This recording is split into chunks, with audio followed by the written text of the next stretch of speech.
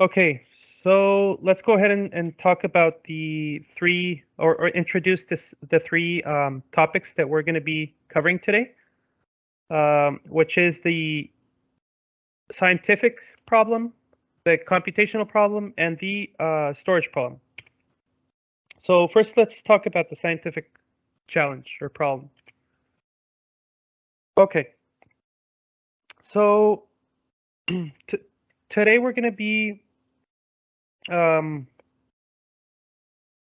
analyzing a particular use case of the drug discovery process, but in order to provide a high level or a good context of how the problem we're trying to analyze fits into the overall sort of drug discovery process, we've decided to give this contextual introduction in order to hopefully get a larger view understanding of the drug discovery process as a whole.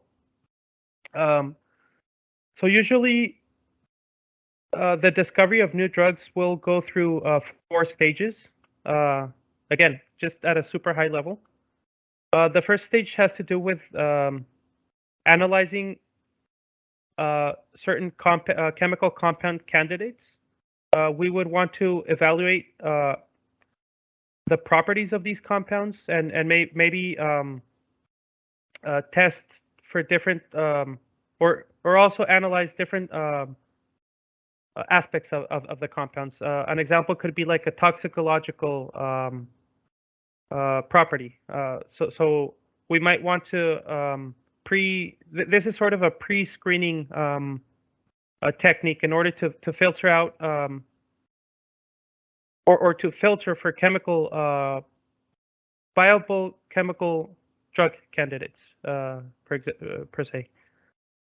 The next stage consists of in vitro assays. So after we've done this initial pre-screening analysis, and we'll talk a little bit about this different analytical components of this in a further slide. The drug discovery process might want to analyze how the chemical interacts with a cell, for example. So we might have a glass test tubes where we might administer the chemical into the to the tubes containing the cells and see how it behaves, how this interaction behaves. So here we would probably further filter our potential drug candidates, for example. And then we'd be ready to go to the third stage, which is in vivo assays, which means testing the drug candidates in a live organism. So here you might want to analyze the behavior of a drug candidate administered through a particular route, for example, and analyze bioactivity in this regard. So that's why the third step has to do. Okay, we have good drug candidates. How do these good drug candidates behave in the organism? And do these does the drug chemistry actually have a good degree of bioactivity, low toxicity, etc.? So after these three sort of stages, then the next stage is to test on clinical on human clinical trials. So here, for example, a patient might want to apply for a or might know about a particular clinical trial and might consent to being a subject to applying a certain or taking a certain drug that's been thoroughly tested in these 3 stages as a potential cure to a disease. So that's the clinical trials in humans piece of it, of the drug discovery portion. And There's actually a database in clinicaltrials.gov that has, I can't remember the exact number, but somewhere around 250 clinical trials, which one can go and search to see if there are certain just to go see what clinical trials are currently active or maybe have already been studied. But that's the general flow for drug discovery. So after this phase, the clinical trials phase in humans, then the drug would become a GA or available to the public, so to speak. So today, or the problem that we're interested in covering during today's presentation is more on the informational technology sort of techniques that we can apply to these to the drug discovery process. So it may be more around the first sort of stage, that initial screening. So there are two components in this initial stage. One component has to do with the storage layer, which is how we store all of this data and all the the knowledge base or acquired knowledge. And the second phase has to do with actually analyzing the chemicals, the chemical portions. So we might perform some analytics on the structure of chemicals and try to figure out, okay, what structures can provide a good degree of bioavailability, or maybe a low minimize. We might want to analyze structures and that have a low toxicity level, or have a or analyze the protein affinity. And we'll talk about the docking problem later on.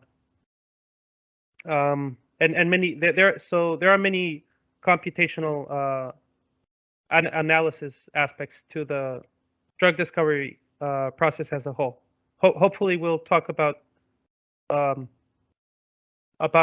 high level in the next slides.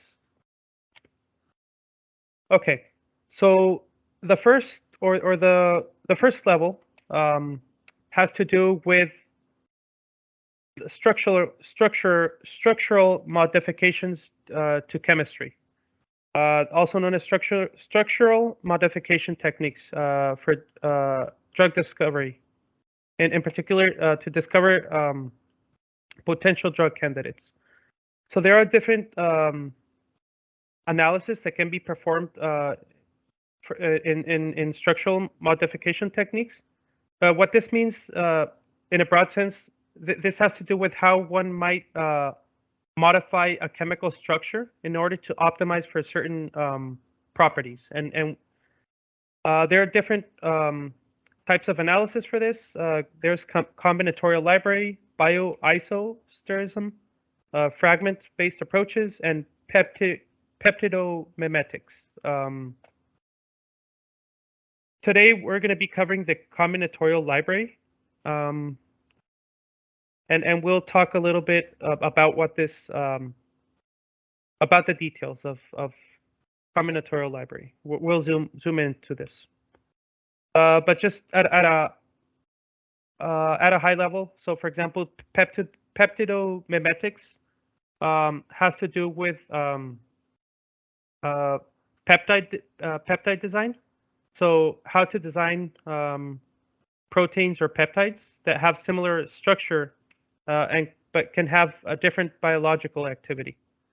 Similar structure to that of the compound and have different biological activity function. And okay, so let's just dive into the Combinatorial Library. Okay, what is a Combinatorial Library? Combinatorial Library usually has to do with sort of decomposing chemistry into its most basic constituents or its most basic building blocks. In this case, different elements or chemical elements that are known to are known to be viable for organic chemistry. And a combinatorial analysis might have something to do with, okay, how can we combine these different elements or construct these different elements, maybe construct different chemical compounds, different structures, in order to optimize for different properties. So an example here, we might want to optimize for biological activity. How active is the drug within the cell? The pharmacokinetic properties, the behavior of drug within the organism. We might want to optimize the toxicological effect, so try to reduce this as much as possible, and increase the security profile as much as possible. So this has to do with basically combining different elements, so generating different chemical compounds that are optimized for certain properties. This is generally an iterative approach, and this is the process or the technique that we'll be analyzing today during our technical adaptation demo at the in a further almost at the end of the presentation. There are also other aspects in the computational analysis of drug discovery, such as the molecular docking problem. And this has to do with analyzing, okay, now that we have viable chemical compounds, we want to see, okay, we want to evaluate how these drug candidates bind to a particular target, in this case to a protein. So this molecular docking problem studies how the binding between a ligand receptor studies the prediction between binding between a ligand receptor complex, which means a chemical compound and a protein. This is actually a very difficult problem because proteins are highly complex structures, as we'll see in the next slide. But this docking problem generally has to do with, okay, the first step, discovering active zones within the protein, which a ligand can bind to. And a second sort of sub-problem has to do with discovering the best position between a ligand and a receptor. So notice here, we have a protein, we have a chemical compound, and then this chemical compound has bound to the protein. And we'll see what the importance of this is in the next slide as well. Okay, so what is the importance of proteins in the drug discovery process? Or what's the relevance? In our body, most of proteins that exert a role within a cell are enzymes. Enzymes process a substrate and originate a byproduct. So enzymes process a substrate and create byproducts. An example of this can be a particular enzyme or protein that processes glucose or breaks down glucose in order to create, to generate energy.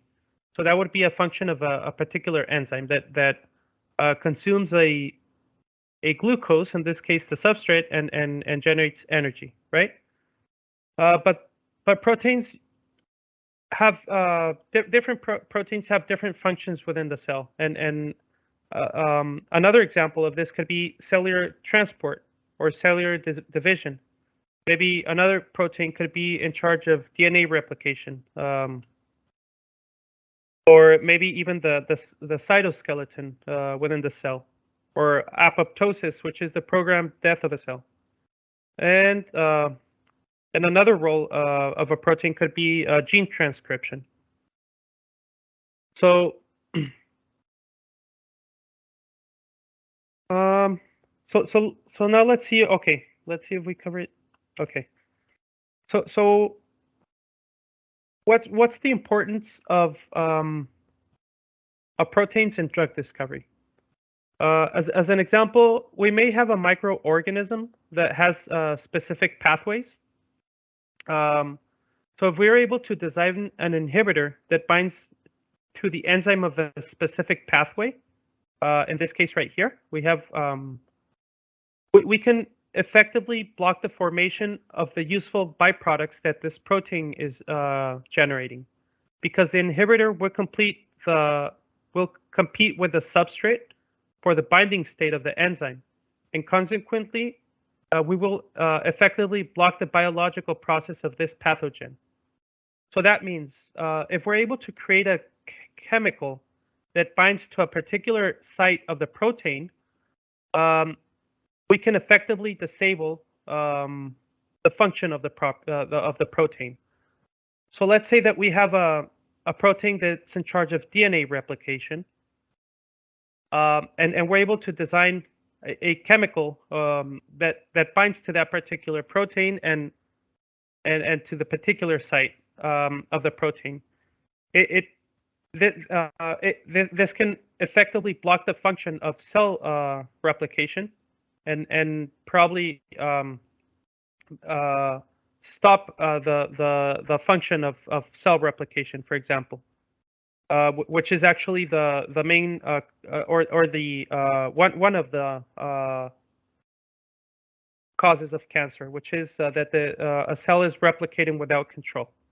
So this is just an idea of how or why or how chemical compounds fit within the proteins, which actually execute or have different roles or functions within the cell, and how we may effectively block the function of a protein, right? Or why we may want to block the function of a protein. Now, let's just give a high-level idea of how proteins are formed, just to complete, just for completion. So proteins are formed by amino acids. Amino acids are the building blocks of proteins. Each amino acid is formed by alpha carbon, hydrogen, amino group, a carboxyl group, and a radical. There are about 20 different types of amino acids. Amino acids can be linearly changed. For example, amino acid 1, amino acid 2, amino acid 3, amino acid 4, etc. And this is known as a peptide. We can see peptides right here. A peptide is a sequence. As peptides sequences start to grow larger, some amino acids start to form hydrogen bonds with other amino acids, including distant amino acids. Notice here how this, as this peptide sequence starts growing, it starts kind of folding in a weird manner. These peptides can grow into secondary structures such as beta sheets or alpha helixes. These secondary structures can also fold into tertiary structures. As an example, a peptide sequence continues as a peptide sequence continues to further grow in length. Some amino acids in the structure start to form. For example, some structures here, start to form hydrophobic interactions, ionic bonds, and other types of bonds. And this is relevant to the binding molecular docking problem. So here, the main idea that we want to get to is that proteins are super complex molecular structures, and depending on the amount of and types of amino acids, so for example, we might have amino acids that are polar neutral or polar acid or polar basic or even apolar, which means hydrophobic.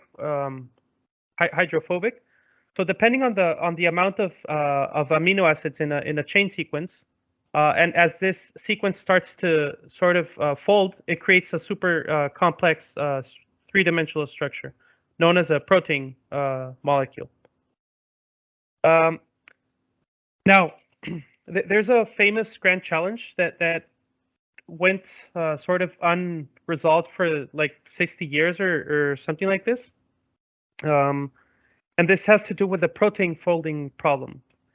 And the main idea here in the protein folding problem has to do with, okay, given a certain, so there are different aspects of it, but it generally tries to consist of predicting the structure that a protein is going to take based on the amino acids that form the protein. The protein. So the 3D structure of a prediction of a protein, which is also known as protein folding, is knowing the structure of the protein, or knowing the structure of the protein is key to understanding how it works and how it functions. And also it's key to understanding how we can target it with drugs. Proteins are key components to many pathological processes. An example is cancer cells, as we spoke about earlier. Or even microorganisms also have specific proteins that are not found in the body, such as enzymes and receptors. If we can understand the shape of the proteins, we can design drugs that fit in the active sites of the protein, acting as inhibitors. It is a very difficult problem because there are many degrees of freedom and many combinations of positions and orientations of specific amino acids. But it's all not an important aspect of understanding the protein folding problem has to do with that proteins can also be part of the cure. So we can design proteins that could help treat or prevent certain diseases. Or even, for instance, a critical step of turning plants into fuel is breaking down the plant material, which is currently done by microbial enzymes or proteins called cellulases. Perhaps we can design new proteins that can do it better. And just a quick, so the central dogma of molecular biology. This is just to complete the overview of drug discovery. So we're just gonna, so DNA makes RNA makes protein. That's the central dogma of molecular biology. And this is how proteins are created at a super high level. So they originate from RNA that comes from our DNA. So yeah, each cell is able to create proteins per se. And okay, so now that we've given the high level idea of sort of how the drug discovery process works in general, let's go back to the. So we're just going to work. We're only going to be focusing during this session on the combinatorial aspects of it, which means, okay, how can we combine different chemistry in order to optimize for certain properties? And these properties are already sort of known, or they can be known based on. So some data sets already have a label attached to a chemical, which we can use during our analytical portion. So yeah, let's go ahead and introduce the next. Let's talk about the computational challenge. So we've chosen to represent data as graphs, and let's talk a little bit. So graphs is a data structure that the main data structure that we're going to be using today, and a graph is an information model that consists of representing different sorts of data into a set of two components. One is a node, and another can be representing an edge, which is a relationship between nodes. So this is a data structure that we're going to be using today for our analysis, and we'll see why in a few moments. The particular framework that we're going to be using is called graph neural networks, and we've chosen this framework because, first of all, there are a set of existing highly optimized libraries that are neural network libraries or deep learning libraries, known as PyTorch or TensorFlow, that we can leverage with any type of data per se. But for our use case, so we're going to be leveraging the graph variant of the deep learning frameworks, and deep learning frameworks as a whole, in a more generic fashion, have been proven to have many successes in different domains, such as imaging or even language processing, sequence sort of analytics, and so it's a super successful domain, neural networks. We'll talk about the details in the adaptation portion, but yeah, and essentially we're just going to be using a graphic variant of it to derive sort of or analyze the structure of certain graphs. So just to give an example of certain biological analysis, an example of graph neural network or a use case. So a brain is composed of a set of around 10 billion neurons, each of which is closely connected to 10,000 other neurons. Interestingly, artificial neural networks were initially inspired by biological neural networks in the human body. And in this example, we're actually seeing we're looking at example where they're modeling. So they're doing the inverse of what the source of inspiration, right? They're analyzing real biological networks with artificial neural networks. So here in this example, Christopher Lin and Daniel Bassett leverage artificial neural networks to model biological neural networks in their paper titled "The Physics of Brain Network Structure, Function, and Control." Another example or use case is in biological networks, where researchers of the Department of Biomedical Informatics of the Broad Institute of MIT and Harvard leverage graph neural networks to analyze biological networks to find that mutations in interacting proteins often lead to similar diseases. So this is an interesting study. Check it out. They say that, or they found that the effects of drugs are not limited only to the molecules to which they directly bind to in the body.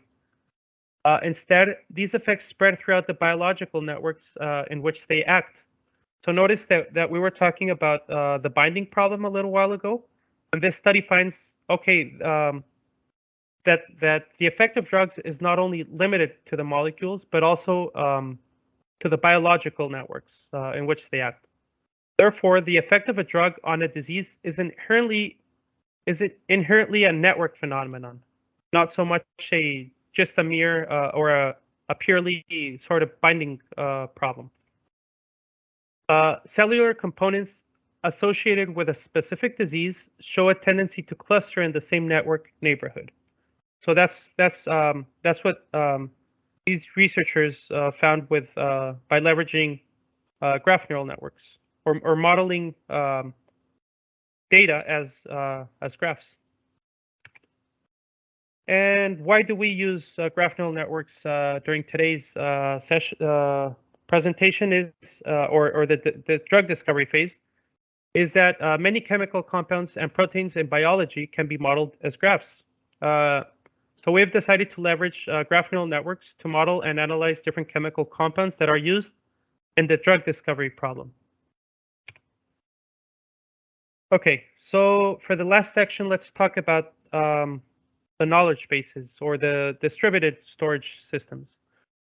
So in our example, we're gonna we're actually gonna load or leverage a chemical compound database that's composed of around I don't know what 110 million chemicals, and we've chosen we've chosen to use a distributed storage system for this problem. But prior even to this technical adaptation, I want to introduce sort of the storage problem as a whole. Let's talk about some storage considerations to take into account when designing distributed storage systems. So the old problem of distributed storage systems, this is also known as the CAP model. Consistency, availability, and partitioning. So here this is also like the deadly triangle of distributed storage, because you can only choose two of these circles at any given point. You can choose to have a database that's either consistent and available, or available and partition tolerant, or partition tolerant and consistent. So just to define, some design aspects that we need to take into consideration is, okay, how are we going to store the data in a redundant fashion, such that in the event of a server or hardware failure, our data would still be available for consumption. And another point is, okay, each data read must, or is it important that each data read must see the most recent write? That would be a consistent sort of problem. If not, then you can use, for example, you can choose these two down here. Another question or common question to ask is, okay, each query to the database must be highly available and fault tolerant. Is that something that our system has to have? Or how about horizontal scalability? In other words, as our data grows, we should be able to add new hosts and disks without interrupting the flow, right? Or without interruption, service interruption. Similarly, if our data decreases, we should be able to rebalance our data and remove hosts or disks as needed without interruption.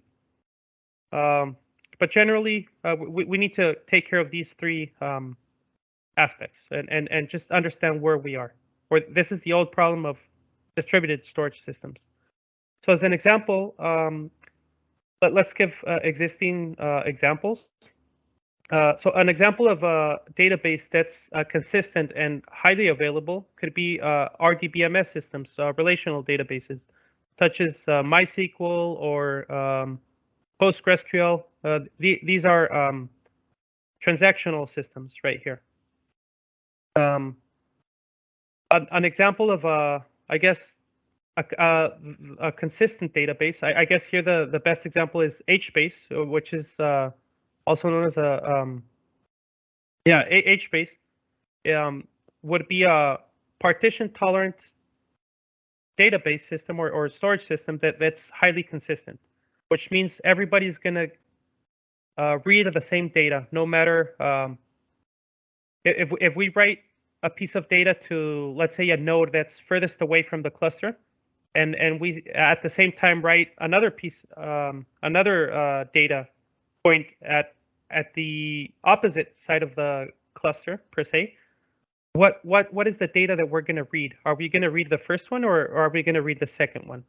So that's consistency, and we'll talk about it in the storage systems. And depending on each use case, you may need consistency or you may not need consistency.